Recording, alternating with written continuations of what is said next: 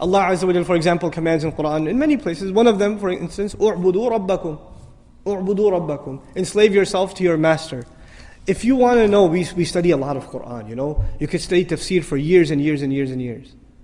And my teacher asked me actually, one time I was studying with him, and I'd been not years, I was studying Qur'an with him for like 6 months, and he asked me, give me the summary of the Qur'an, one sentence.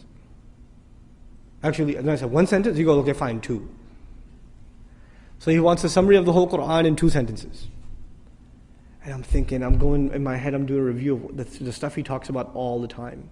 How am I going to summarize the entire Qur'an in 2 sentences? And I remembered what he said, and I used it, and he said, you're right. Alhamdulillah. Here's what it was. Number 1, accept Allah as master and accept yourself as slave. A lot of people accept Allah as master, but they still don't accept themselves as slave. Just accept it. Internalize that He is master, you are slave. Accept that. Number 1.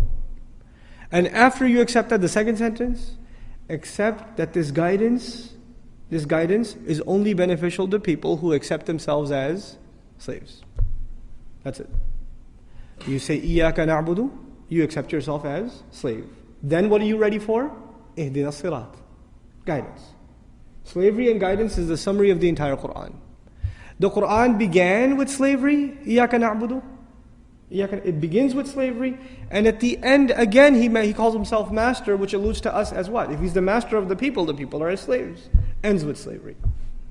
So this is the heart of the matter. A lot of people have no hard time accepting Allah as the creator. That's okay. That's not the hard part. Or accepting Allah as merciful, or as wise, or as powerful, or as one. All of that stuff's easy. Because if you accept Allah as one, there may not be any implications on you. Allah is one, that's nice, I'm still going to do what I'm going to do.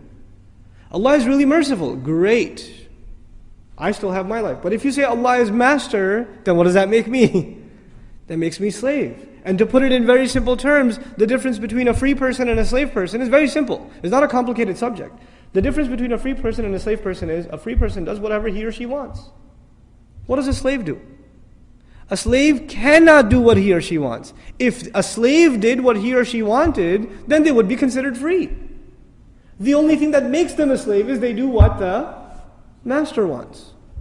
If you accept that your will comes under the will of Allah, your will has to be submitted like a slave before the will of the master.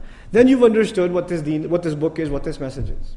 That's the summary of this message. It sounds very simple. It takes 5 minutes to explain, but internalizing that is a lifelong struggle.